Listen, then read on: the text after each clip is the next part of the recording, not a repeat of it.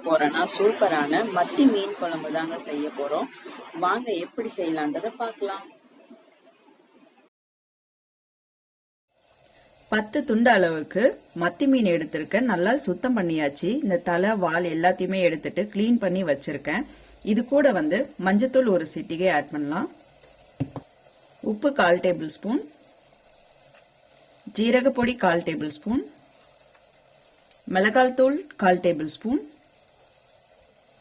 தனியாத்தூள் 1/4 table spoon, கெட்டியான தயிர், ரொம்ப புளிக்காம இருக்கும் இந்த தயிர் 1 டேபிள் ஸ்பூன் அளவுக்கு ஆட் பண்ணலாம். லெமன் ஒரு 4-5 டிராப் போட்டுக்கலாம். இப்போ எல்லாத்தையுமே நல்லா கலந்து விட்டுக்கலாம்.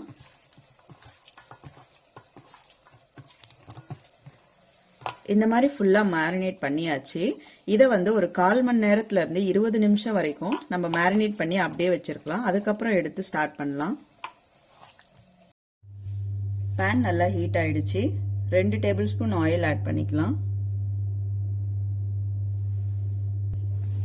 வெந்தயம் கொஞ்சம், கடுகு கொஞ்சம் தாளிப்புக்கு தேவையான அளவு, ஜீரகம் கொஞ்சோண்டு தாளிப்புக்கு தேவையான அளவுக்கு. இப்போ ஒரு 20 சின்ன வெங்காயம் எடுத்திருக்கேன், அதையும் ஆட் பண்ணிக்கலாம். நல்லா வதங்கட்டும். லைட்டா வதங்கிட்டே இருக்கு. இந்த ஸ்டேஜ்ல நான் ஒரு 5-6 பூண்டு பல் எடுத்து நல்லா தட்டி வச்சிருக்கேன், அதையும் ஆட் பண்ணி வதக்கி விட்டுக்கலாம் இந்த எண்ணெயிலேயே. ஒரு தக்காளி பொடிசா நறுக்கி இருக்கேன், அதையும் ஆட் பண்ணிக்கலாம். நல்லா கலந்து விட்டுக்கலாம். இப்ப உப்பு தேவையான அளவுக்கு ஆட் பண்ணிக்கலாம். நான் கல்லுப்பு தான் சேர்க்கிறேன். மஞ்சத்தூள் ஒரு சிட்டிகை. இப்ப நல்லா அந்த தக்காளி வெங்காயம் எல்லாம் வெந்து வரட்டும், அது வரைக்கும் வெயிட் பண்ணலாம். நல்லா கலந்து விட்டுக்கலாம். இப்ப நல்லா வெந்துட்டே இருக்கு. இந்த ஸ்பூன் அளவுக்கு மிளகாத்தூள் எடுத்திருக்கேன், இதை ஆட் பண்ணிக்கலாம். நல்லா கலந்து விட்டுக்கலாம், பச்சை வாசனை போற அளவுக்கு. இந்த ஆயிலே வதங்கட்டும். நல்லா வதங்கிருச்சு. இந்த ஸ்டேஜ்ல நான் ஒரு சின்ன லெமன் சைஸ் அளவுக்கு நான் புளி எடுத்து 20 நிமிஷத்துக்கு முன்னே ஊற வச்சுட்டேன். அதை இதுல கரைச்சி இப்ப ஆட் பண்ணிக்கலாம். அது மட்டும் இல்லாம உங்களுக்கு எவ்வளவு தண்ணி தேவைப்படுதோ அந்த அளவுக்கு தண்ணி இதுல ஆட் பண்ணிக்கலாம். இப்ப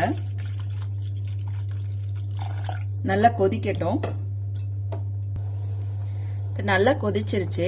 இந்த ஸ்டேஜ்ல நான் அரை மூடி தேங்காய் எடுத்து நல்லா தேங்காய் பால் ரெடி பண்ணி வச்சிருக்கேன், இதை இது கூட ஆட் பண்ணிக்கலாம்.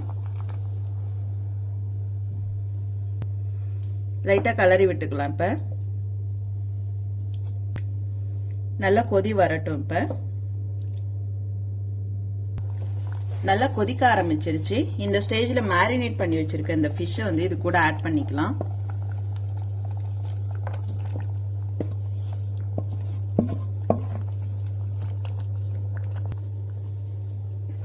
இப்ப மீன் போட்டதும் கொஞ்சம் லைட்டா கொதிக்க ஆரம்பிச்சிருச்சு.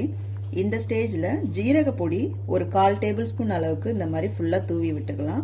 எப்பவுமே மீன் போட்டோன்னா ரொம்பவே கலரக்கூடாது, லைட்டா தான் கலரி விடணும், இல்லைன்னா உடஞ்சிக்கும். இதுக்கு மேலே வெந்தயம் நான் பவுடர் பண்ணி ஏற்கனவே வச்சிருக்கேன், அதனால வெந்தய பவுடரையும் கொஞ்சம் மேல ஆட் பண்ணலாம். ரொம்பவே வாசனை நல்லா இருக்கும். வெந்தய வாசனை வெந்தயத்தை அரைக்கும் போது வறுத்துட்டு லைட்டா வறுத்துட்டு அரைச்சிங்கன்னா ரொம்ப டேஸ்டா இருக்கும், வாசனையும் நல்லா இருக்கும். இப்ப இதை லைட்டா கிளறி விடலாம்.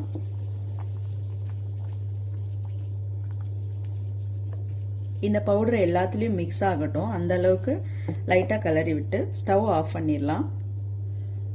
எடுத்துடலாம். இப்ப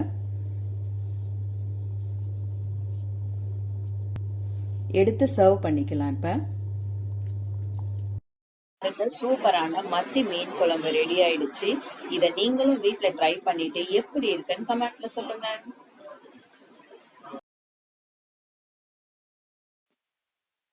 இந்த வீடியோ உங்களுக்கு பிடிச்சிருந்ததுன்னா எங்க சேனலை சப்ஸ்கிரைப் பண்ணுங்க, லைக் பண்ணுங்க, கமெண்ட் பண்ணுங்க, உங்க ஃப்ரெண்ட்ஸுக்கும் ஷேர் பண்ணுங்க.